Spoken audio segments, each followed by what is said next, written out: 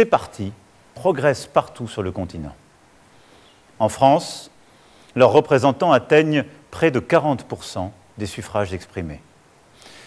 Pour moi qui ai toujours considéré qu'une Europe unie, forte, indépendante et bonne pour la France, c'est une situation à laquelle je ne peux me résoudre.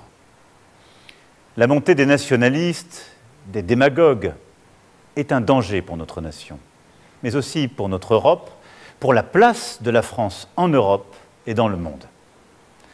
Et je le dis alors même que nous venons de célébrer avec le monde entier le débarquement en Normandie, et alors même que dans quelques semaines, nous aurons à accueillir le monde pour les Jeux olympiques et paralympiques. Oui, l'extrême droite est à la fois l'appauvrissement des Français et le déclassement de notre pays. Je ne saurais donc, à l'issue de cette journée, faire comme si de rien n'était.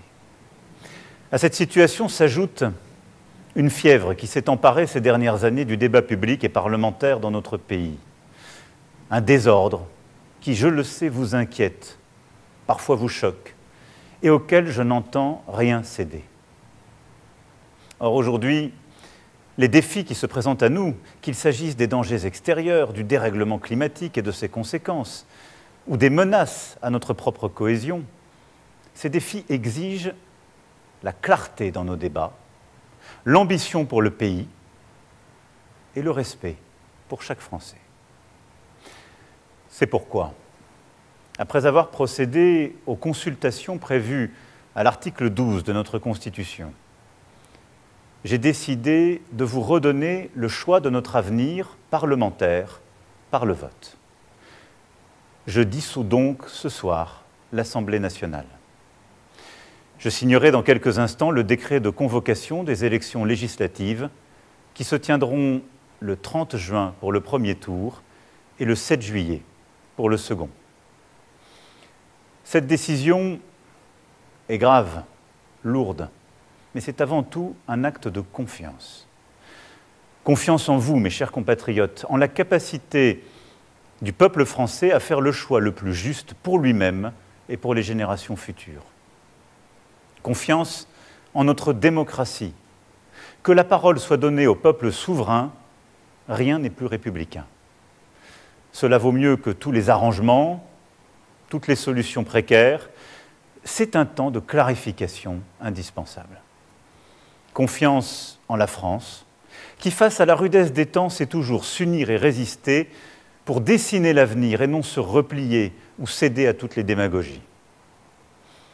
Dans les prochains jours, je dirai l'orientation que je crois juste pour la nation. J'ai entendu votre message, vos préoccupations, et je ne les laisserai pas sans réponse. Et vous me connaissez, le goût de l'avenir, celui du dépassement, de la fédération, continueront de nourrir ce projet. Mais en ce moment de vérité démocratique, et alors même que je suis le seul responsable politique à n'avoir aucune échéance électorale personnelle en 2027, soyez certains d'une chose. Ma seule ambition est d'être utile à notre pays que j'aime tant. Ma seule vocation est de vous servir. Je sais pouvoir compter sur vous pour aller massivement voter les 30 juin et 7 juillet prochains. La France a besoin d'une majorité claire pour agir dans la sérénité et la concorde.